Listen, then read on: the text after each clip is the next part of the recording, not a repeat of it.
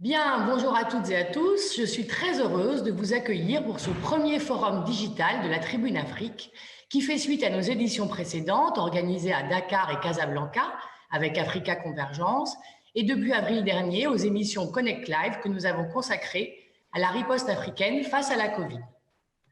À ce jour, le continent africain a enregistré un total de 384 747 cas de contamination cumulés depuis février dernier.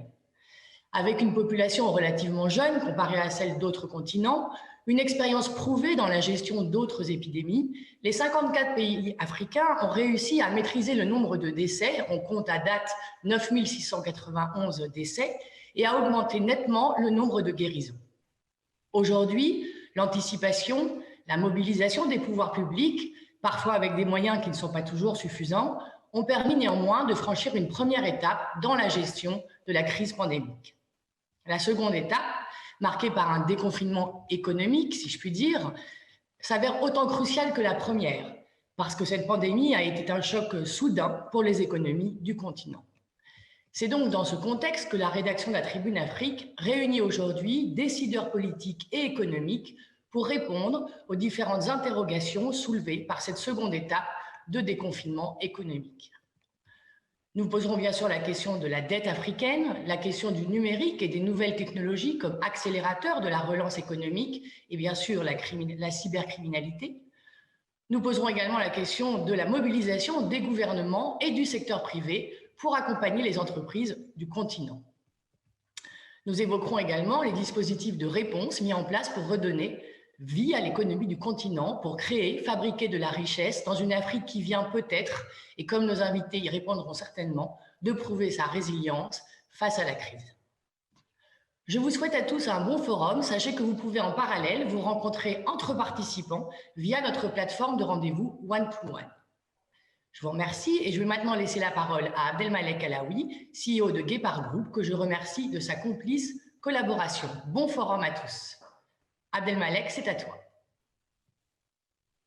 Merci Delphine, bonjour à tous, ravi d'être avec vous aujourd'hui pour cette édition spéciale de la Tribune Digital Forum qui intervient dans des circonstances exceptionnelles et donc pas en présentiel mais à travers ces nouveaux outils technologiques avec lesquels nous nous sommes beaucoup familiarisés ces derniers temps.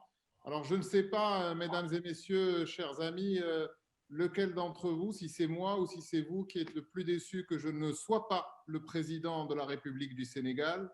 Et comme vous le savez, son Excellence le président Macky Sall s'est mis en autoconfinement et depuis quelques jours ayant été exposé au virus. Il a cependant tenu à vous adresser à tous un message dont je donnerai lecture après avoir donné quelques éléments sur le pourquoi de ce message d'ouverture et les éléments saillants de ce qu'a fait le président Macky Sall en faveur de son pays. Macky Sall, c'est un homme qui est adepte du principe de précaution, mais c'est également un homme d'action, une action qu'il a mis au service du développement de son pays depuis qu'il en tient les rênes en 2012, devenant le troisième président à effectuer une transition pacifique et démocratique dans cette grande démocratie d'Afrique de l'Ouest et succédant à trois présidents emblématiques, le président poète Léopold Sédar Senghor, le premier président musulman du Sénégal, Abdou Diouf, et l'opposant devenu président, Abdoulaye Wade. Et succéder à ces trois présidents est évidemment pas une chose aisée, mais Macky Sall, que d'aucuns dans son pays, dans le pays de la Teranga, surnomment Nyangal Sall, le sévère, a imprimé sa marque sans fioriture, sans effet de manche, mais résolument et en essayant de développer son pays. Le bilan est globalement positif, comme le reconnaissait récemment l'économiste Boubacar Diop. Un redressement spectaculaire s'est produit dans notre économie, avec un redressement de la croissance, un redressement du pouvoir d'achat, redressement des grands équilibres budgétaires et macroéconomiques, avec une création d'emplois soutenus et une croissance qui s'est située autour des 7% au cours de ces dernières années. Tout le monde connaît les grands totems et les grands secteurs sur lesquels le président Macky Sall s'est appuyé, le plan Sénégal émergent qui est emblématique. Et il reste évidemment des défis que reconnaît lui-même le président, la prévalence de l'économie informelle, le chômage des jeunes et d'autres défis en matière d'infrastructure. Donc sans plus attendre et avant d'introduire notre premier panel qui sera un panel macroéconomique, je donnerai lecture du message de son Excellence, Monsieur le Président Macky Sall, à l'adresse des participants de ce forum d'aujourd'hui. De nombreuses initiatives sont aujourd'hui prises par les États africains en rapport avec la Commission économique pour l'Afrique et les envoyés spéciaux de l'Union africaine, visant à trouver une solution innovante pour assurer le service de la dette commerciale. Je les félicite et les encourage. Suite aux différents appels à l'annulation de la dette de certains pays, le G20 a réagi en approuvant un moratoire sur la dette bilatérale pour le reste de 2020, ce qui constitue un bon début. Mais nous devons aller plus loin, car l'annulation de la dette bilatérale constituera une bouffée d'oxygène pour les pays les plus vulnérables. Ce sera au cas par cas, et je reconnais que cela prendra du temps à mettre en œuvre, mais c'est faisable. Pour rappel, l'encours de la dette bilatérale de l'Afrique subsaharienne représente moins de 2% des ressources mobilisées en quelques semaines par les pays du G20 pour faire face à la crise dans leur pays. Ainsi, en attendant d'y arriver, il faudra innover sur la dette commerciale pour soulager les pays en trouvant des arrangements leur permettant de payer le service de la dette. C'est pourquoi nous soutenons l'idée de créer un véhicule ad hoc garanti par nos partenaires tels que l'Union européenne et certains pays du G20 pour lever des fonds et prêter aux États à des conditions préférentielles sur de longues durées pour aider certains pays à payer le service de cette dette commerciale. L'objectif premier est d'honorer, sans faille ni faillite, les engagements pris avec nos partenaires privés comme publics. Il est impératif que nos pays continuent à avoir accès au marché à des conditions favorables, en évitant la dégradation de nos notations et une augmentation de la prime de risque. Or, contrairement aux puissances économiques occidentales, les pays africains ne disposent pas de banques centrales ayant la capacité de racheter la dette de leurs États par d'importants assouplissements quantitatifs. Dès lors, la solidarité internationale devrait conduire à rechercher une solution viable pour l'Afrique et les pays en développement. Nous devons tous ensemble mobiliser nos forces et nos intelligences pour y travailler. Je voudrais d'ailleurs, à cet égard, inviter aussi les économistes universitaires et chercheurs africains à s'approprier ce débat qui est aussi le leur, pour apporter leur expertise et étayer le plaidoyer africain pour plus de solidarité dans nos efforts, pour amortir le choc de la pandémie et relancer nos économies vers toujours plus de croissance. Je continuerai au niveau politique avec mes collègues, nos partenaires, à soutenir cette initiative, car il faut absolument que nos pays continuent à accéder au marché en évitant les défauts à tout prix. Pour le cas du Sénégal, nous nous sommes organisés afin de payer le service de notre dette à temps sans demander de moratoire à nos créanciers, en attendant la mise en œuvre de cette solution innovante qui nous donnera évidemment plus de marge de manœuvre. Le jour où nous pourrons lever des fonds à un taux de 2-3% sur 25 à 30 ans, l'Afrique pourra vraiment accélérer son développement et faire face à ce genre de crise qui nécessite des ressources colossales que nos partenaires au développement ne pourront assurer seuls. L'ambition de l'Afrique aujourd'hui est d'assumer sa co-responsabilité dans la cogestion des affaires désormais communes à tous du fait de la mondialisation. Il faudra les moyens du financement de son développement bien au-delà de la question du service de la dette. Elle a les ressources, la vision, des programmes et des projets de développement à même de nourrir une bonne partie de la croissance mondiale future. Son ambition est de contribuer davantage à l'avènement de ce monde meilleur que nous appelons tous de nos voeux, un monde par tous, un monde meilleur pour tous. Je vous souhaite de fructueux travaux. Tel était le message du premier des Sénégalais, du président Macky Sall, à l'adresse de ce Digital Forum La Tribune.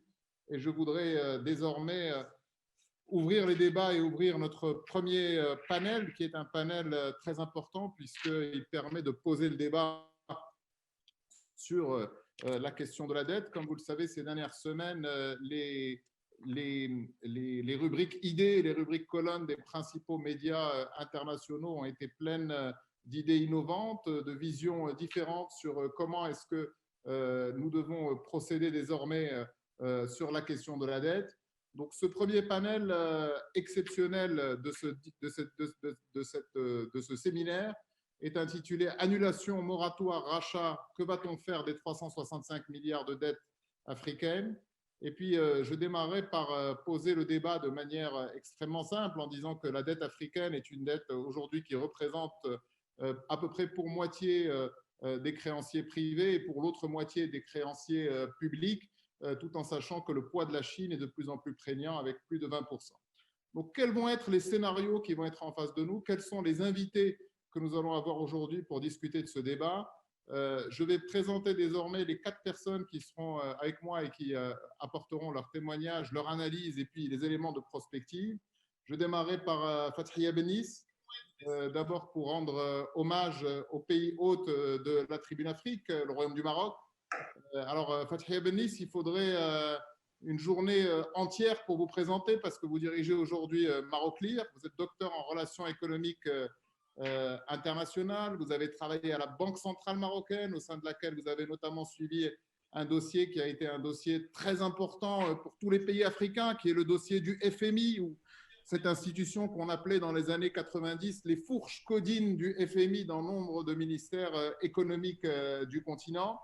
Et ensuite, vous avez dirigé la Bourse des valeurs de Casablanca de 98 à 2000, avant de continuer votre carrière au sein de l'Office national marocain du tourisme, qui est un office essentiel pour le développement d'un pays comme le Maroc, qui s'appuie sur le tourisme pour son développement.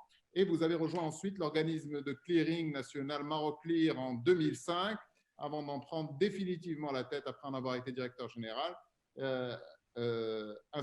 Maroclear que vous présidez encore aujourd'hui. Alors, vous êtes membre de plusieurs think tanks et surtout, vous êtes une figure emblématique pour faire avancer la cause féminine au Maroc. Vous voulez plus de femmes administrateurs, plus de femmes dans les entreprises, plus de femmes dans la politique. Et vous avez fondé à cet égard, avec un partenaire international, le Women's Forum au Maroc. Alors, Romuald Ouagani, je suis content de vous recevoir aujourd'hui parce que vous êtes un peu un ovni dans le landerneau très policé des ministres des Finances africains.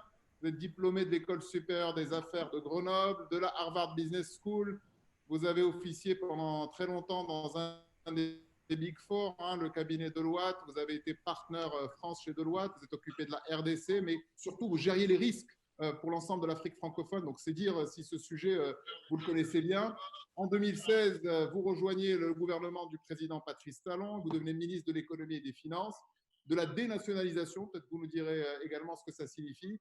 Et vous supervisez avec succès la première sortie internationale du Bénin, levant près de 260 millions d'euros. Mama Keïta, on est ravi de vous avoir avec nous aujourd'hui. Alors, vous remplacez Vera Songwe, qui a été prise, comme nous l'imaginons tous, par des sujets extrêmement urgents au sein de la Commission économique pour l'Afrique. Et je crois savoir qu'il y a des discussions importantes qui se tiennent cet après-midi. On est ravi de vous avoir avec nous. Vous êtes chef de la section des politiques et des réformes économiques pour la diversification économique à la Commission économique pour l'Afrique. La CEA, tous les Africains la connaissent. C'est peut-être sur le continent que cette organisation onusienne est la plus célèbre, plus que dans tout autre continent, puisqu'elle s'occupe d'affaires économiques, de réduction de la pauvreté. Et vous-même, à titre personnel, vous avez supervisé des opérations de réduction de la pauvreté en Guinée, au Burkina Faso. Et donc, vous avez une expérience assez longue et on aimerait avoir votre regard multilatéral. Et enfin, Dr Abdulaziz Mbaye, vous aussi, il faudrait au moins une demi-journée pour pouvoir décrire votre parcours. Vous êtes un scientifique, vous êtes économiste, vous êtes diplomate. Vous êtes actuellement ministre au cabinet du président de la République, Macky Sall. Vous avez été ambassadeur aux îles Salomon, chef de la délégation régionale pour le Pacifique de l'Union européenne. Vous êtes physicien et, comme vous le savez, cette crise convoque énormément la science. Donc, je pense que votre expérience scientifique ne sera pas trop pour nous éclairer un petit peu. Membre du Centre national de la recherche scientifique de France. Et vous avez été, pendant une brève période, la tour de contrôle du président Macky Sall, puisque vous avez dirigé son cabinet lorsqu'il est arrivé au pouvoir avant de prendre le Marocain de la culture. Donc voilà, mesdames, messieurs, sans plus attendre, je vais prendre la liberté de démarrer par vous, Fathia Benis, parce que vous avez été des deux côtés. Vous avez été à la Banque centrale, vous savez comment parler aux institutions multilatérales, puis vous êtes reparti dans le secteur privé. Alors, je vais me permettre une liberté, parce que vous êtes ma compatriote, je vais vous poser une question maoïste, presque trotskiste. Comment est-ce que vous voyez les choses, Fathia Benis? Bonjour, merci pour l'invitation. Je suis ravie d'être parmi vous et très fière d'intervenir avec des personnalités aussi importantes et aussi intéressantes. Donc, comment je vois les choses maintenant dans le contexte africain? C'est ça, si c'est bien compris la question générale d'abord. Eh ben, je trouve que dans un contexte de Covid-19 marqué par le ralentissement de l'économie mondiale, le tarissement des sources de financement, il est devenu important d'apprécier la problématique de la dette africaine et pas uniquement au regard de l'espace budgétaire qui serait libéré par son allègement. Alors, compte tenu de la part relativement importante que le service de la dette représente, dans le budget des États africains. Un allègement de la dette me semble total et de nature mécaniquement à libérer autant de ressources dont nous avons tous besoin, qui pourraient être consacrées à faire face à la pandémie du Covid-19. Or, les États doivent non seulement faire face à une situation sanitaire inédite qui met à mal les systèmes de santé, mais aussi à une situation économique bien particulière qui nécessite des programmes de relance économique adaptés et un soutien au secteur en difficulté. Bien sûr, cela ne va pas sans prix. Un moratoire de la dette, notamment privée, constituerait quand même sans doute une bouffée d'oxygène conséquente pour les États africains. Mais les coûts pour les économies africaines devraient en être évalués et plus particulièrement son impact sur notre notation de l'économie africaine. C'est donc le moment où il faut repenser les stratégies d'endettement. Je pense que le moment est venu vis-à-vis de l'extérieur. En effet, moratoire, allègement, échelonnement ou encore annulation, cela n'aura pas les mêmes implications. Les États doivent autant que possible garder leur crédibilité et honorer le service de la dette dans un cadre inédit. Dans ce contexte particulier où les grands créanciers ont fait un geste, ils gèlent le service de la dette pour un groupe de 40 pays africains. Le Maroc n'en fait pas partie quand même. Il est aujourd'hui important que les États africains puissent discuter des conditions pour se donner un peu d'oxygène pour faire face à cette crise en tenant compte de la réalité de leurs conditions macroéconomiques. Tous les scénarios en rapport avec la restructuration de la dette des États africains sont de nature à impacter la capacité d'endettement international à moyen et long terme. Donc, pour moi, pour financer la relance post-pandémie dans un probable contexte de récession mondiale, il est nécessaire d'agir sur plus d'un front afin de mobiliser toutes les ressources disponibles. Les États africains n'auront d'autres alternatives que de développer leur marché de la dette domestique en mobilisant les différentes ressources. Certains pays africains, en cette période de crise, pourraient mettre en œuvre des politiques monétaires plus accommodantes, fondées sur des injections de liquidités plus importantes et une baisse considérable des taux d'intérêt. C'est le cas notamment au Maroc aujourd'hui. Notre taux de base est à 1,50. Il est aussi important que le dispositif soit combiné avec un contrôle strict des capitaux nécessaires pour préserver les réserves de change et empêcher une éventuelle dépréciation des monnaies nationales. Et cette solution est peu envisageable pour les pays à faible revenu, contrairement aux pays ayant des institutions plus fortes et une économie plus diversifiée et qui attirent beaucoup plus de capitaux étrangers. Dans certains pays africains, le potentiel fiscal non réalisé est largement supérieur au montant dont il est question dans les discussions sur l'annulation de la dette, ce qui pose particulièrement la question de la réforme du système fiscal de lutte contre l'informel. L'Afrique doit donc réinventer de nouvelles formes de solidarité. Bien que certains pays de par le monde sortent de cette pandémie, l'Afrique continue à se battre et continuera contre ce virus qui continue à circuler. Enfin, et d'autre part, aucun pays ne pourra continuer à fermer les frontières éternellement. L'Afrique doit repenser son devenir de développer des solutions de financement innovantes, notamment en capitalisant sur les développements spectaculaires des marchés financiers africains sur les 20 dernières années. Pour conclure, une fois de plus, l'Afrique doit réaliser qu'elle ne pourra plus compter sur la communauté internationale pour voler à son secours. La leçon fondamentale, à mon avis, à en tirer est que l'Afrique doit avant tout compter sur ses propres forces, au-delà des changements majeurs à court terme dans les orientations et le financement des politiques publiques. L'Afrique doit surtout engager une réflexion approfondie et sans complaisance sur la voie à suivre pour sortir de l'impasse. Le temps est venu pour l'Afrique, je pense, de réfléchir par elle-même pour élaborer son propre modèle et mettre fin à l'acceptation de ceux conçus à l'extérieur pour elle. Voilà. Merci, Fethia Benis. Alors, avec le talent qu'on vous connaît, vous venez de nous faire le grand écart. Vous nous dites innovation et orthodoxie en même temps. Il faut de la souplesse et en même temps, il faut être extrêmement rigoureux sur le contrôle des capitaux. C'est un peu un matériau composite que vous nous proposez là pour l'Afrique. En termes opérationnels, si je dois donner la parole au ministre Romuald Ouagani, Est-ce que ça vous parle, ce que dit la voix de l'économiste, cette espèce de voix de matériaux composites, de souple et dur à la fois? Il faut qu'on se finance, mais en même temps, il faut qu'on soit orthodoxe. Comment est-ce que vous voyez les choses, Monsieur le ministre? Mais merci beaucoup. Mais les propos donc, de Mme Bénis montrent bien la complexité donc, de la situation. Si c'était une situation simple, binaire, donc on ne serait même pas là à discuter. Et en toute chose, et quand il s'agit de financement ou des questions macro, la solution, c'est toujours un mélange, un bon dosage. Bien entendu, ces temps-ci, nous sommes tous frappés de plein fouet par au moins la pandémie.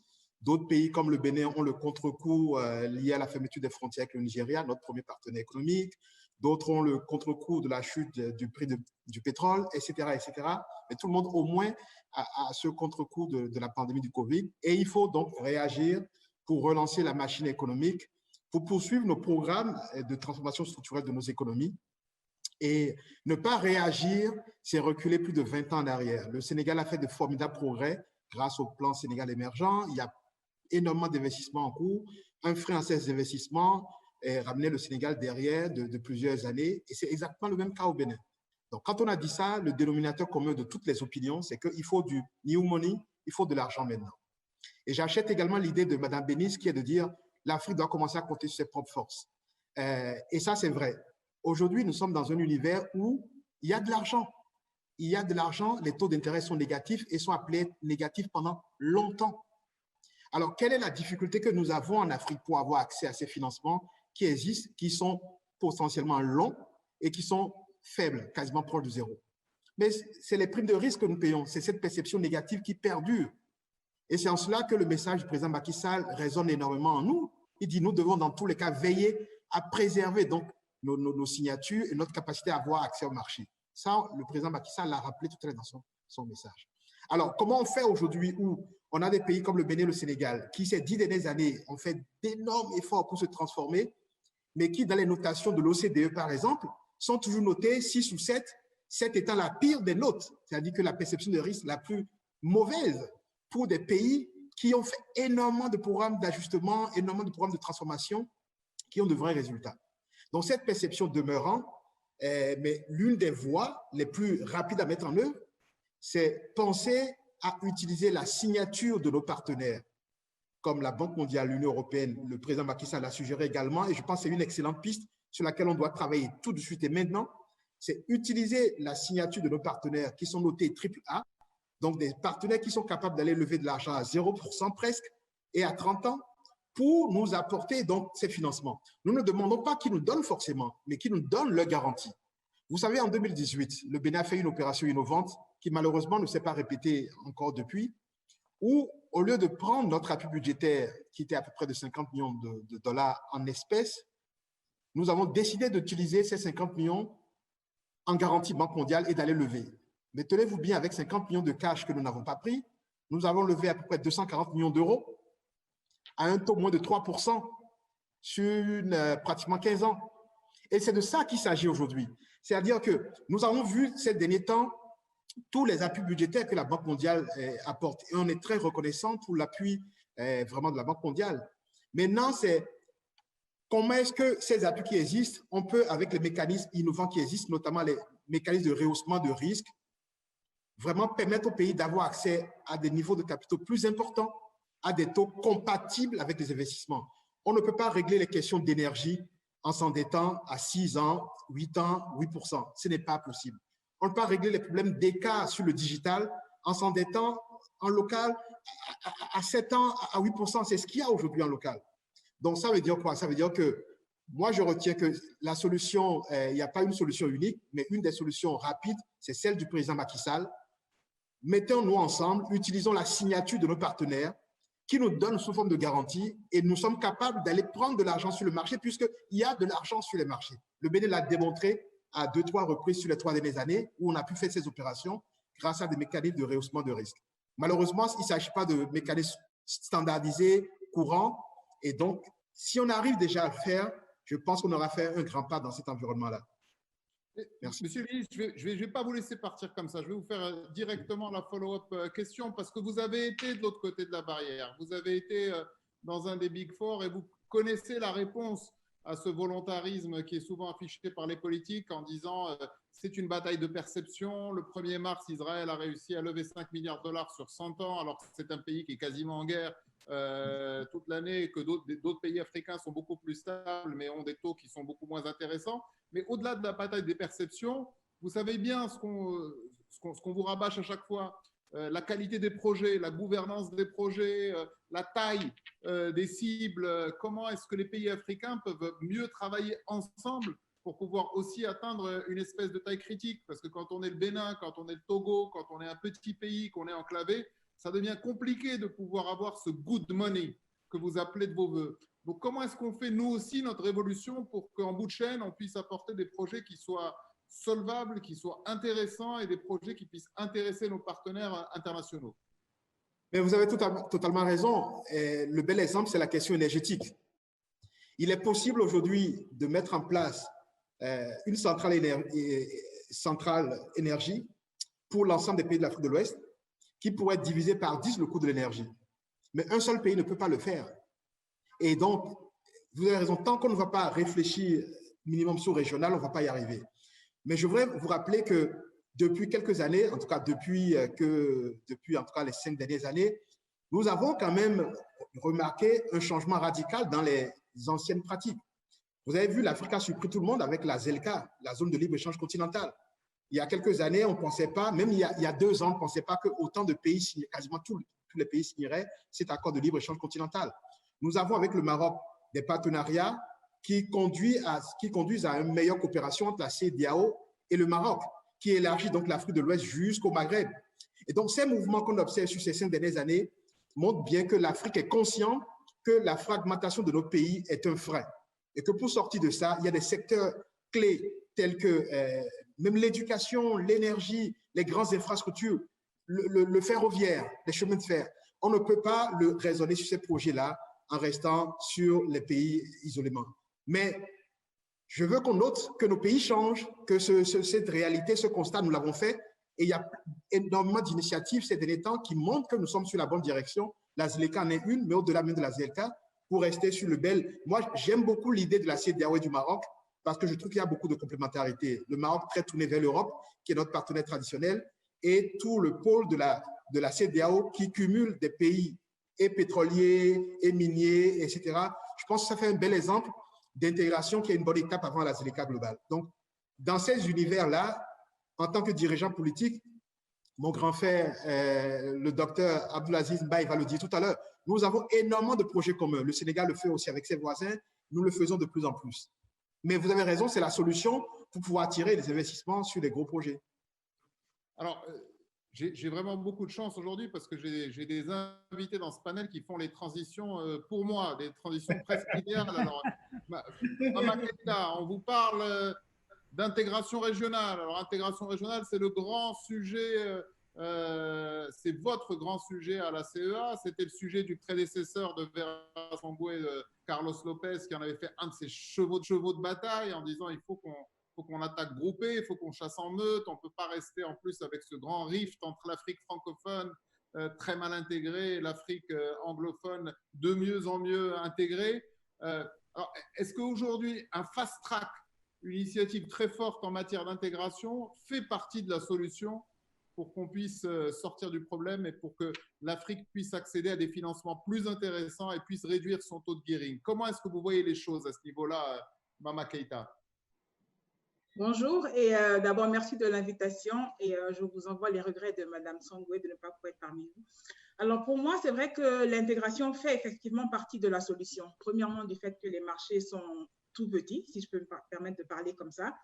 Et ne serait-ce que pour ça, pour donner un marché beaucoup plus grand à chaque pays africain, ça représente une solution. Deuxièmement, la crise nous a montré combien de fois les interruptions, comment on dit ça, disruptions, dans le commerce international peut être dommageable pour les économies africaines, ne serait-ce que pour l'approvisionnement dans les biens essentiels, tels que les biens en médicaments, les biens en alimentation et tout ça.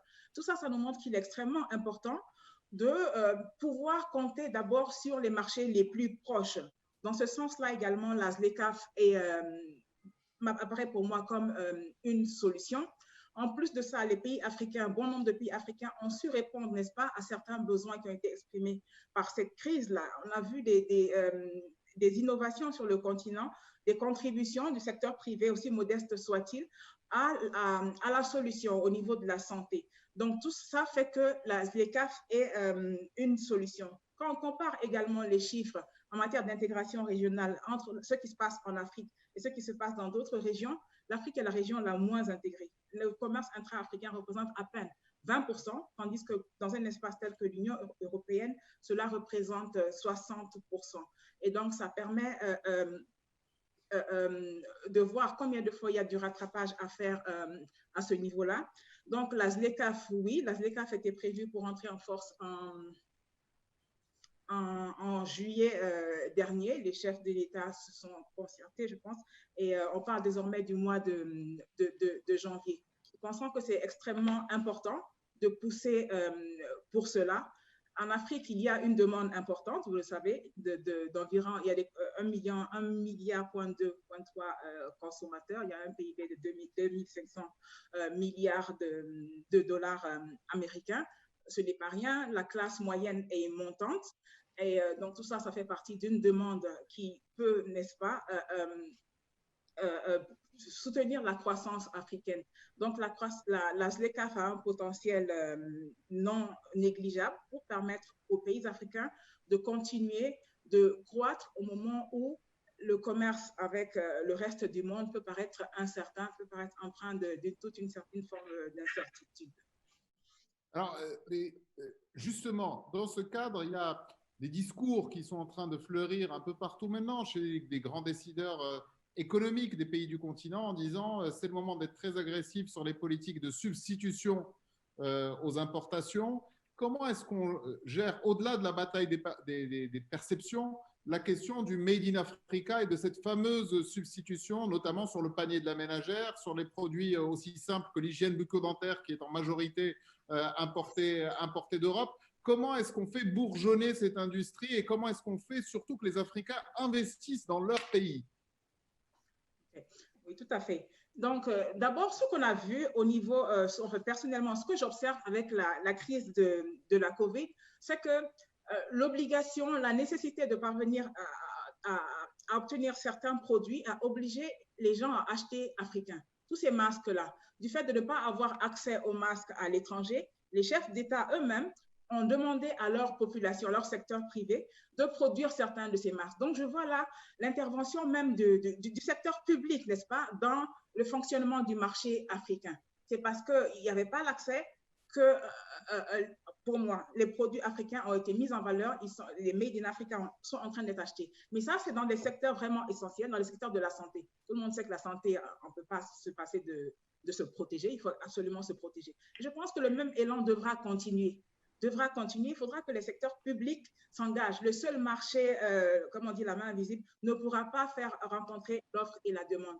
Il faudra que le secteur public, je pense, garantisse une certaine demande, continue de garantir une certaine demande à son secteur privé. Dès lors que cela sera garanti, je suis sûre que le secteur privé se dotera de tous les moyens, y compris avec des partenaires qui viendront de l'extérieur, pour produire justement ce dont l'Afrique a besoin et pour la fournir au marché africain.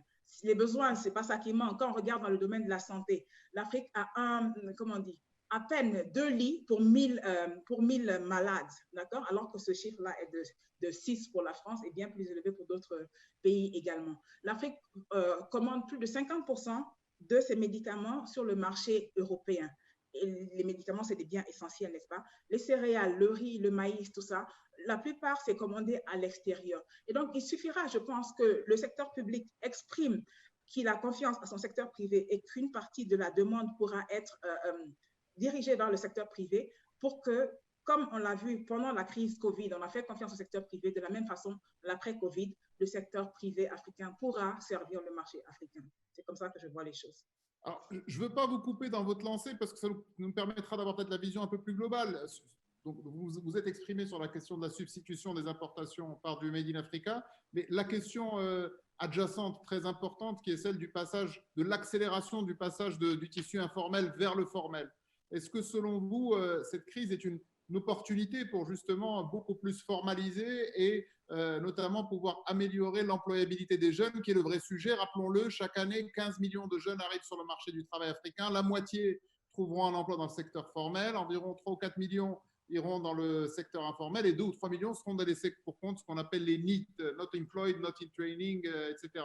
Je sais qu'ils sont au cœur des préoccupations de la Commission économique, mais est-ce qu'il y a une opportunité pour qu'on brise le cycle de l'informel en Afrique?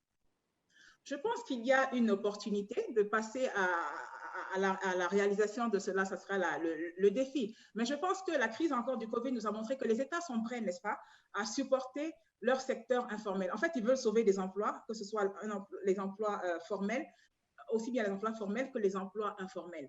Et pour accéder à ces emplois informels, n'est-ce pas, il s'est avéré que là où le digital a un potentiel, en fait, mais vraiment, il faut exister quelque part pour pouvoir être retrouvé, localisé et finalement recevoir le support de l'État. Et je pense qu'avec la crise Covid, le secteur informel africain va se rendre compte de cela, qu'il y a du bon à être localisé, on va dire, qu'il y a du bon à exister au grand jour. Et ça, si on fait de la communication autour de ça, je pense que ça va amener les gens à voir qu'est-ce qu'ils gagnent à être un peu plus formels et donc à contribuer, n'est-ce pas, à renforcer les ressources de l'État, mais également en retour à pouvoir attendre quelque chose de leurs gouvernants. Donc, je pense que de ce point de vue, avec une bonne communication, on peut parvenir à faire changer cette donne-là et à ramener un plus grand nombre de ces petites entreprises dans le formel. Merci beaucoup. On va revenir vers vous ensuite pour parler aussi de pauvreté, parler un peu de social. Monsieur le ministre, cher ami docteur Abdoulaziz Mbaye, j'ai envie de vous poser une question sur une expérience particulière, une expertise particulière que vous avez dans le domaine, puisque vous avez occupé 2 postes qui sont les postes les plus complexes en matière de gestion de la complexité en Afrique. D'abord le poste de DIRCAB, qui est la tour de contrôle, et donc celui qui est le goulot d'étranglement de toutes les frustrations et de tous les espoirs. Mais vous avez également été ministre de la Culture, et souvent les budgets qui sont alloués au ministère de la Culture sont des budgets qui sont faibles. Comment est-ce qu'on fait l'alliance du rationnel et du soft pour en sortir? Comment est-ce qu'on conjugue le cœur et la raison? Comment est-ce qu'on construit cette société du donner et du recevoir que le président Léopold Sédar Senghor appelait de ses voeux il y a 40 ou 50 ans maintenant? Est-ce qu'on peut s'en sortir juste avec une réponse financière, ou il faut une réponse globale, il faut une réponse systémique? Merci beaucoup, Abdel Malik. Je voudrais dire, vous avez mentionné le président Senghor, je voudrais dire à mes collègues Bénis, Maketa et Romuald que j'ai cette belle photo chez moi dans mon album de toi aux mains de ton feu, ton papa, et aux mains du président Senghor. Le président, d'ailleurs, Macky Sall, a beaucoup apprécié l'effort que tu as fait depuis que tu as été au courant de son autoconfinement pour faire de telle sorte que l'ouverture soit son ouverture quand même, malgré son absence. Et je crois que ce que tu as fait d'entrée, moi-même, comme Romuald, comme Maketa, comme Bélis, tout le monde le salue comme étant un bel exercice pour faire quelque chose d'africain. Nous sommes avant tout des Africains. Et à cet égard, moi, je voudrais dire qu'il faut revenir à l'essentiel, comme le dit le président Macky Sall. L'essentiel, c'est que l'Afrique s'est révélée dans cette crise comme elle ne s'est jamais révélée au niveau international. L'Afrique a subi une crise de plein fouet, certes, avec quelques informations lui étant venues des expériences passées, mais l'Afrique a subi cette crise de plein fouet, mais l'Afrique n'a pas crié. Vous n'avez vu nulle part des appels de chefs d'État disant nous avons besoin de respirateurs, nous avons besoin... Non, tout le monde a travaillé dans son local. Comme le disait Maketa tout à l'heure, il y a une certaine beauté du local que l'Afrique a redécouverte maintenant. C'est-à-dire que nous, Africains, on peut adresser nos problèmes pour l'essentiel avec nos moyens en nous regroupant et en nous concentrant sur l'essentiel. C'est d'ailleurs en faisant cette concentration sur l'essentiel que le chef de l'État, M. le Président Macky Sall, a découvert une chose de très simple. Vous voyez, il a lancé un programme de 1000 milliards pour soutenir d'abord notre système sanitaire, aider les populations en matière pour faire la résilience sociale et tout ça, aider les entreprises à tenir face aux effets du Covid. Mais sur les 1000 milliards, 800 étaient destinés aux entreprises pour sauver l'économie. Mais en regardant la dette, le service de la dette qu'on avait, ça correspondait à peu près au même chiffre. C'est là où c'est venu l'idée de dire, mais tiens, si pour une fois, on réfléchissait en termes d'essentiel et d'accessoires, et qu'on disait que pour une fois, on peut suspendre le service de la dette pour se concentrer à sauver des vies et à sauver nos économies, ce serait quelque chose de bien. Et cette découverte a permis de lancer cet appel qui fait encore beaucoup avancer les choses. L'Afrique s'est révélée à elle-même, mais l'Afrique a découvert aussi, Abdel Malek, quelque chose de très important. La fragilité, ce n'est pas une fatalité. L'Afrique n'est pas appelée tout le temps à être la zone fatalement fragile du monde. L'Afrique est aujourd'hui debout, plus que certains pays dont les économies sont beaucoup plus importantes que l'économie africaine aujourd'hui, l'économie des pays africains pris et isolément. Les solutions qu'on doit avoir, en revanche, pour sortir de la crise, doivent être des solutions qui portent plus de justice, plus d'équité. Moi, j'ai travaillé pendant 30 ans pour l'Union européenne. Je suis un ambassadeur de l'Union européenne avant de devenir membre des gouvernements auxquels M. le Président Macky Sall a bien voulu m'inviter. Mais j'ai compris une chose, la solidarité qui est le soubassement fondamental de l'Union européenne est quelque chose dont le monde a besoin aujourd'hui. Comme en 1991, il avait besoin de cette notion de pardon que représentait Nelson Mandela, notamment en 89, quand les murs de Berlin est tombé et qu'il y avait l'Europe de l'Est qui pouvait être revancharde par rapport au reste du monde et que quelqu'un issu de l'Afrique est venu dire « je pardonne mes 27 ans de prison injuste, etc. etc. » Cette notion-là, il nous faut revenir aujourd'hui avec la notion dont le monde a besoin aujourd'hui. Et cette notion, c'est la solidarité. Qu'est-ce que je veux dire par là? Si vous regardez ce qui se passe en Europe, la Banque centrale européenne est en train d'acheter à tour de bras les dettes des États de la zone euro. Elle achète plus de dettes de l'Italie, beaucoup plus faible, beaucoup plus touchée par la crise, que de dettes de l'Allemagne, un peu moins touchée et dont l'économie est un peu plus robuste. Vous comprenez? Ça, c'est d'abord un élément de solidarité. Mais ce rachat de dettes, ça vient simplement de ce que tout à l'heure Bénice avait appelé cette politique monétaire accommodante ou ce quantitative easing qu'on fait aux États-Unis massivement, qu'on fait en Europe massivement, 750 milliards d'euros en Europe, c'est énorme. Ça n'a rien à voir avec ce dont on parle pour la dette africaine. On va racheter ça en Europe et les Européens, les Américains et toutes les puissances vont faire comme si la crise n'a jamais existé. On va effacer les dettes créées par la crise, par un assouplissement quantitatif qui va noyer tout ça, nettoyer tout ça, et ils vont revenir comme des pays neufs en matière de dette, plus ou moins. Et à ces pays-là, on ne pose pas la notion de notation réellement. Qui oserait bloquer l'économie américaine parce que sa dette est trop élevée, plus de trillions de dollars, etc., etc. Personne. Mais nous, Africains, on doit nous faire la justice de dire, oui, vous ne pouvez pas utiliser vos machines à fabriquer des billets, vos planches à billets, pour résorber vos dettes. Mais nous allons venir en compagnie de l'Afrique pour aider l'Afrique à tenir debout, les pays en développement à tenir debout. Ce n'est pas du cadeau, pas du tout. Pour une fois, l'Afrique a l'argument majeur. Vous avez tous dit qu'on va entrer dans une très grande récession. Cette récession va être formidable, énorme sur les pays du monde, notamment sur les pays les plus économiquement développés. Mais ça ouvre aussi une opportunité. L'Afrique est un potentiel énorme de projets à l'échelle nationale, à l'échelle des nations, mais aussi à l'échelle des sous-régions et à l'échelle du continent.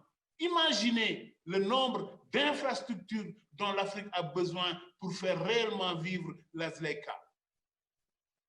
Imaginez le nombre d'infrastructures dont la CEDEAO a besoin pour réellement faire vivre la CEDEAO, etc. On est dans une phase où l'Afrique viendra avec non seulement des ressources, elle est bourrée de ressources, mais elle vient avec des projets de développement qui peuvent donner une très forte croissance au niveau international dans les années à venir. Ça, c'est la contrepartie que l'Afrique apporte. Mais l'Afrique peut demander deux petites choses, et je terminerai par là. Donnez-nous les moyens de gagner plus de valeur ajoutée sur nos produits. Aidez-nous à investir dans l'industrialisation. Il ne faut pas simplement prendre les minerais, prendre les produits agricoles et les sortir d'Afrique. Il faut essayer aussi de transformer sur place. C'est pour ça que chez nous, on a, mon jeune frère Romuald l'a mentionné tout à l'heure, ici au Sénégal, on essaie de développer l'industrialisation. Deuxièmement, avec l'industrialisation, on captera une partie de la valeur ajoutée, c'est-à-dire une partie des emplois, c'est-à-dire une partie des revenus qui est créée à partir de nos ressources. Ça, c'est la première chose. La deuxième chose, l'Afrique doit gagner une place responsable dans la co-responsabilité générale, dans la cogestion des affaires du monde. Et ça se passe aux Nations Unies. Si les Nations Unies veulent continuer à être crédibles, il faut une place significative de l'Afrique qui traduise non seulement ce que l'Afrique est aujourd'hui, mais ce que l'Afrique peut apporter à la communauté internationale demain. Alors, Monsieur le ministre, moi je vous remercie pour ce discours très enthousiaste, afro-optimiste, et il me donne là aussi l'occasion de pouvoir, puisque vous avez presque cité Nassim Nicolas Taleb en disant la fragilité n'est pas une fatalité, qui sera peut-être le leitmotiv de cette fin de panel, puisque lui, dans Antifragile, disait que le vent peut soit ranimer la flamme, soit l'éteindre. Donc, espérons que le vent du coronavirus va rendre cette flamme beaucoup plus forte. Mais vous avez cité le président Macky Sall, je me permettrai dans la même veine de cet afro-optimisme de citer Sa Majesté le roi Mohamed VI qui, lors du discours historique d'Abidjan en 2014, avait sorti son leitmotiv qui est que l'Afrique doit faire confiance à l'Afrique. Alors, Fathia Benis, l'Afrique doit faire confiance à l'Afrique. Vous avez commencé à parler un petit peu du Maroc, à parler de ce pays un peu inédit, un peu particulier d'Afrique du Nord qui se rêve en leader, en catalyste de ces partenariats sud-sud, qui vient de faire une opération massive de solidarité en direction de 14 pays subsahariens suite aux hautes instructions de Sa Majesté le Roi. Et le Maroc dans tout ça, Fathia Benis, comment le pays s'en sort, comment il va sortir de cette crise, quelles sont les perspectives selon vous? Bon, je pense que Sa Majesté a fait le gros du travail. Il a commencé dès le départ, il a pris les choses en main et on a fait des choses. Aujourd'hui, on peut être fier du Maroc et je crois que tout le monde a pu le noter. Tout le monde en parle. On a quand même géré cette crise alors que nous ne sommes pas un pays développé. Et si vous le permettez, Abdelmalek, juste je reviens à ce qu'a dit M. Mbaye, je suis d'accord avec vous, mais tant que la charte de l'ONU parle encore de mission civilisatrice et tant que le Conseil de sécurité, il n'y a que 5 pays qui ont le droit de veto, il n'y a pas les Africains, c'est quoi ça? Quand est-ce qu'on va modifier tout ça? Ça y est, 45, c'est loin. Or là, on continue quand même à subir et à faire des choses. Bon, je suis un petit peu, c'est juste parce que je voulais réagir à ça que ça me tient à cœur. Donc, ce que je disais, nous, par rapport à la réponse sanitaire, il a instauré le 20 mars un état d'urgence. Sa Majesté a instauré un état d'urgence sanitaire sous le contrôle étroit des forces de l'ordre, largement déployées sur le terrain. Des actions ont été rapidement initiées pour minimiser la portée de la chaîne de contamination de l'épidémie, à travers notamment un verrouillage des frontières, une interdiction des rassemblements, etc. Enfin, tout le monde connaît tout ça, ça s'est passé un petit peu partout, sauf que nous, on a agi à temps et avant que ça ne devienne impossible à tenir. La priorité donc a été donnée également à l'augmentation des offres d'infrastructures sanitaires. Pour limiter l'ampleur de la crise, le pays a non seulement confiner la population très tôt, mais cela a été accompagné par une large campagne d'information. En parallèle, les infrastructures du pays ont été totalement remodelées. Avec l'arrêt du tourisme, de nombreux hôtels ont été transformés, ils ont accueilli donc pour la quarantaine des malades, on a logé des personnels soignants dans le secteur qui vient du secteur public. La riposte économique, sur le plan économique, le Front spécial pour la gestion de la pandémie du coronavirus a été doté d'un capital de 3% du PIB par la contribution de différentes entités privées et publiques. Avec ainsi une panoplie de mesures économiques sur la base des réflexions du comité de veille économique est venue atténuer les difficultés du tissu économique marocain avec la mise en place de plusieurs mesures d'aide aux entreprises et aux ménages. Les aides distribuées aux ménages dans une situation précaire et les aides apportées aux entreprises visent le même objectif de lisser l'atterrissage de l'économie et d'aplanir la courbe de la récession potentielle. Concernant l'international, le recours au financement externe doit également être à cette approche globale visant à prémunir l'économie contre le choc externe. On a quand même mobilisé la ligne de précaution des liquidités. Enfin, la politique monétaire vient apporter une réponse transversale en facilitant l'accès au financement pour accompagner les entreprises connaissant des problèmes de trésorerie et pour soutenir la demande à travers un ensemble de mécanismes. Le maintien de l'ordre social. Les interventions à ce niveau visent à minimiser l'impact de la crise à travers les aides sociales ciblées, malgré les difficultés d'identification des populations concernées. L'autre enjeu de taille est la continuité de certaines activités au service de la communauté, notamment les services publics. Pour ce qui est de l'éducation, un autre volet social très important, parce que celle-ci a dû s'adapter aux évolutions technologiques à l'heure du coronavirus, avec la mise en place du e-learning et la mobilisation de médias publics pour la diffusion des cours. Ce qui fait plaisir et chaud au cœur, c'est qu'un pays comme le Maroc, qui n'est quand même pas au niveau encore de l'Europe, etc., qui a beaucoup de choses à faire, arrive à faire des choses à lui seul et à ce que ça réussisse. On a fait sauter le complexe du Maroc. On est très fiers d'être marocain. Je pense que la reconnaissance a été générale. Tout le monde parle du Maroc maintenant et sait ce qu'on a fait, ce que Sa Majesté particulièrement, parce qu'il est à la tête de tout ça, a été fait par rapport à ça. Mais alors, attendez une seconde. Moi, je pense que le bilan du Maroc, il y a eu énormément d'articles de presse, de journaux étrangers, la réorientation du tissu productif, les millions de masques produits par jour, etc. Mais à la Tribune Afrique, on aime bien que les gens se mouillent un peu. Parce qu'au Maroc, on a vu qu'il y a eu à un moment la querelle des anciens contre les modernes, le ministre des Finances et le gouverneur de la Banque centrale qui étaient pour l'orthodoxie. Ils ont vite activé la ligne de précaution. Et puis, il y a eu un peu des voix dissonantes. Il y a Michael Zawi, l'ancien de Morgan Stanley, qui est venu dire, bon, il faut mettre un hélicoptère monétaire, il faut s'endetter beaucoup plus. Il y a eu le ministre de l'Agriculture qui a fait une grande tribune qui a dit, c'est pas le moment de l'austérité, il faut qu'on s'endette beaucoup plus. Vous avez été encore une fois dans les deux mondes. Vous êtes pourquoi? Est-ce qu'on s'endette encore beaucoup plus et on essaye de le remettre dans le tissu productif et on ne s'inquiète pas trop du taux de gearing? Après tout, le Japon a 250% de ratio de dette sur PIB, le plus important c'est de pouvoir rembourser, c'est pas le taux de gearing. Ou est-ce que cette doxa un peu orthodoxe budgétaire suivie pour l'instant vous convient? Vous n'avez pas le droit de me dire ça dépend comme réponse. Hein. Pardon, je n'ai pas le droit? Vous n'avez pas le droit de me répondre ça dépend comme réponse. Il faut dire oui ou non. Non, d'accord. Mais en tant que banque centrale, j'aurais tendance à être du côté de la banque centrale. Donc, mais bon, sincèrement, je pense qu'on peut dépasser ça. Effectivement, on doit pouvoir s'endetter. Et ce qui est très important, c'est qu'on crée un marché financier à l'échelle africaine et qu'on s'endette entre nous à des taux intéressants. Et puis, ce qui est important, c'est qu'on puisse se développer avec nos propres moyens. Parce que je pense que le potentiel de l'Afrique est le plus grand parce qu'il y aura 40% de la population d'ici 2100. C'est pour ça que tout le monde s'intéresse à l'Afrique. Il ne faut pas se faire d'illusions. Il y a des richesses qui doivent se développer. Autant que faire se peut, il faudrait que ce soit les Africains qui s'y mettent. Ce n'est pas la peine qu'on attende les étrangers.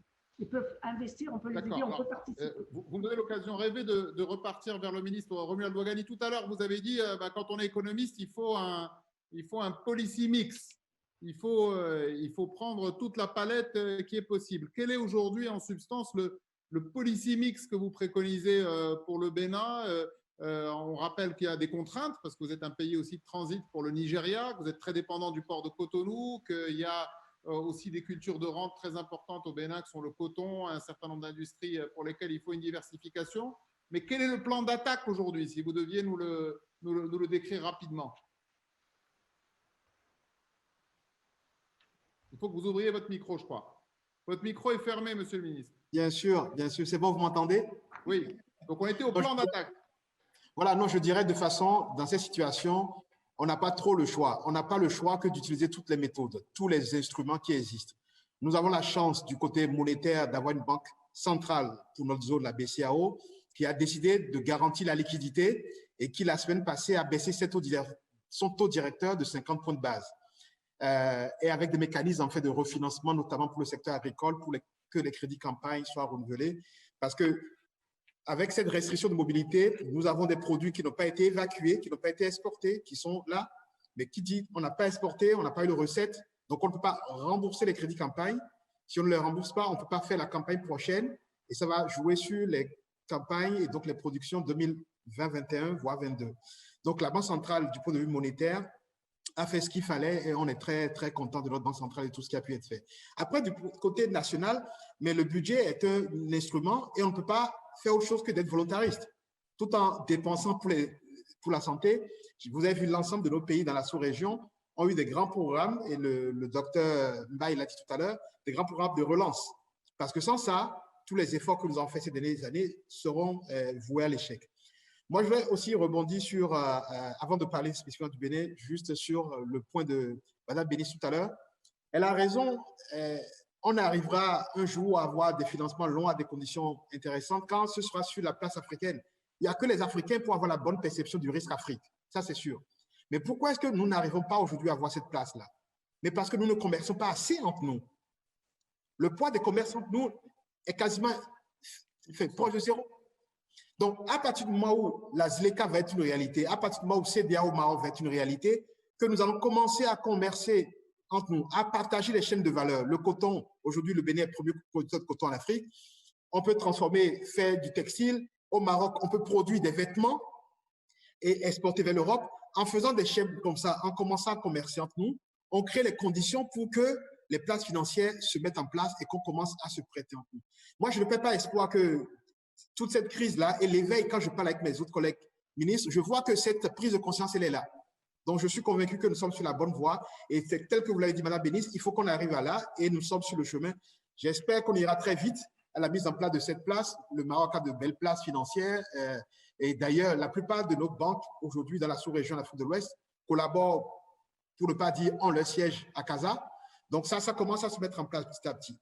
Maintenant, s'agissant du Bénin, deux choses caractérisent ce qu'on a fait. La première, c'est que le président Talon, dès le début, a dit nous allons prendre les mesures pour que l'économie ne s'arrête pas parce que nous allons avoir plus de morts de faim liées au choc économique que de morts liées au Covid. Donc, ça veut dire quoi? Nous avons, par exemple, en termes de mesures spécifiques que les autres pays n'ont pas pu faire, c'est que nous n'avons pas fermé notre aéroport. Le Bénin, rapidement, dès le mois d'avril, est devenu le hub de Air France pour la sous-région. Et vous imaginez que les frontières terrestres avec le Nigeria étaient fermées, mais nous avons des vols d'Air France qui arrivaient à Cotonou, avec l'essentiel étant des passagers qui descendaient, qui allaient à Lagos, puisque le Bénin n'a pas fermé ses frontières. Donc, nous accueillons des vols d'Air France et nous voyons des personnes traverser la frontière, nous ne l'avons pas fermée pour entrer au Nigeria.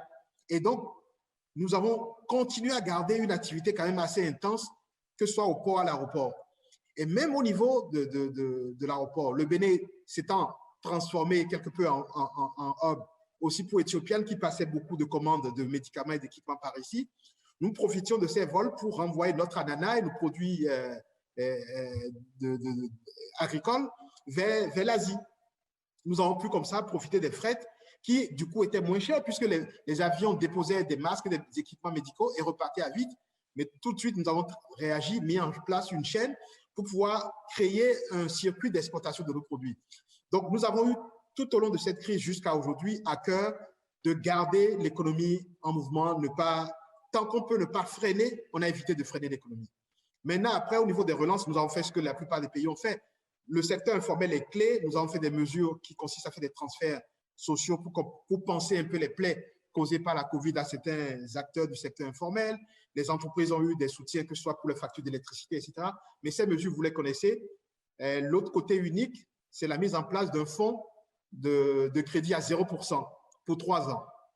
Ça permet aux entreprises de pouvoir accéder à du crédit à 0% pendant 3 ans et justement pour pouvoir refinancer leur crédit et profiter donc de cette période de 3 ans, 2020-2023, pour avoir accès à du crédit à 0%. Donc voilà, le Bénin, deux choses. Un, éviter d'éteindre le moteur économique et deux, participer à la relance en faisant des choses innovantes, notamment avec ce fonds de crédit à 0% pour les entreprises.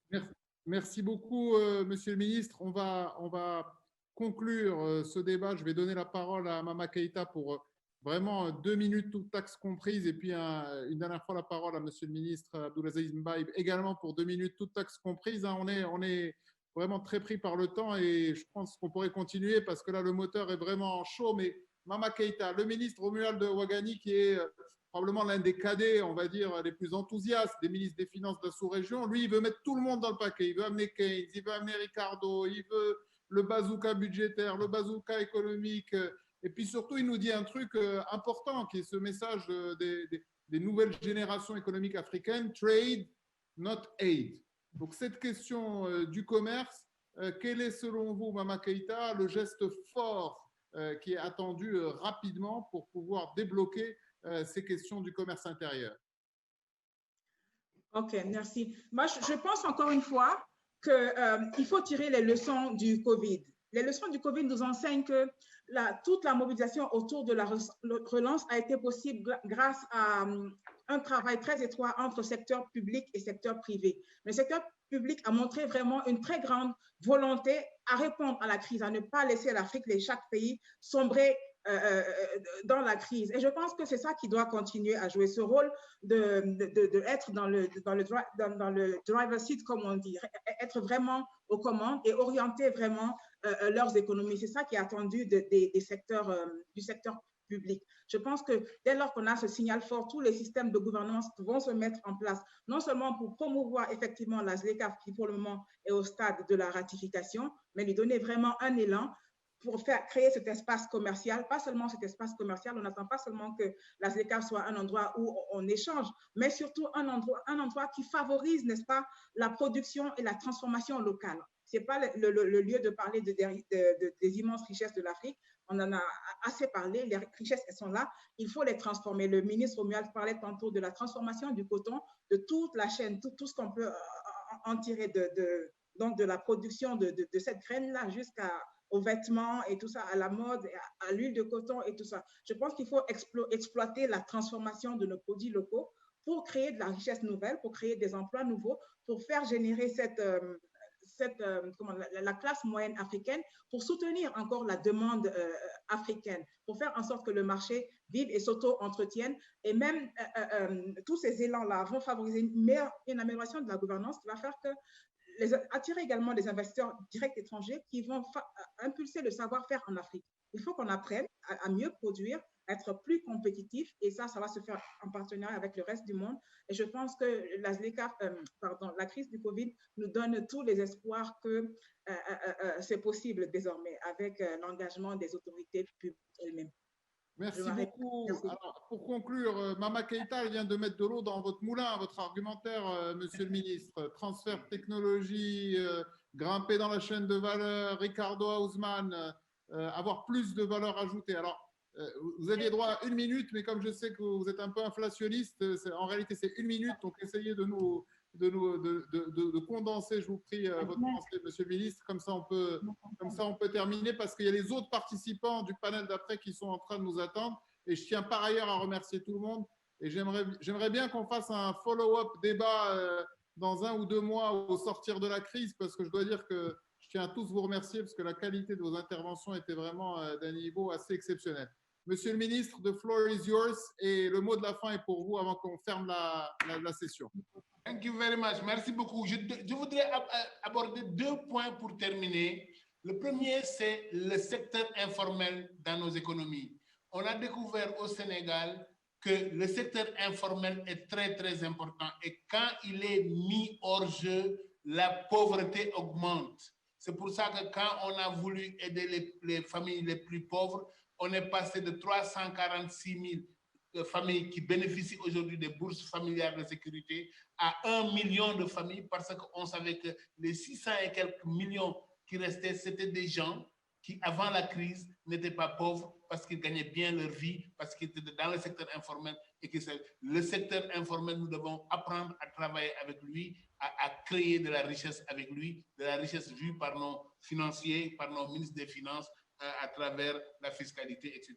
Le deuxième point sur lequel je voudrais terminer très rapidement, le président Macky Sall a fait un appel important aux intellectuels africains. Abdel Malek, nos points de vue sont rarement défendus au niveau international par nos gens. Il faut que nos universitaires, nos économistes, nos chercheurs, qui sont en lien avec l'ensemble des économistes, des agences de notation, des grandes organisations internationales comme le Fonds monétaire et la Banque mondiale, il faut qu'ils prennent la parole, il faut qu'ils s'approprient le débat. C'est leur débat, parce que c'est un débat africain. Merci beaucoup. C'est un débat africain et nous allons rendre la parole aux Africains et en même temps rendre l'antenne non pas à Cognac G, mais juste à Casablanca pour le panel juste après. Merci à tous. J'ai été ravi et heureux d'être très modestement l'arbitre des élégances lors de ce débat. Merci, Monsieur le ministre. Merci, Madame la Présidente. Merci, Mama Keïta, et merci, Monsieur le ministre. Au revoir. Merci. Au revoir.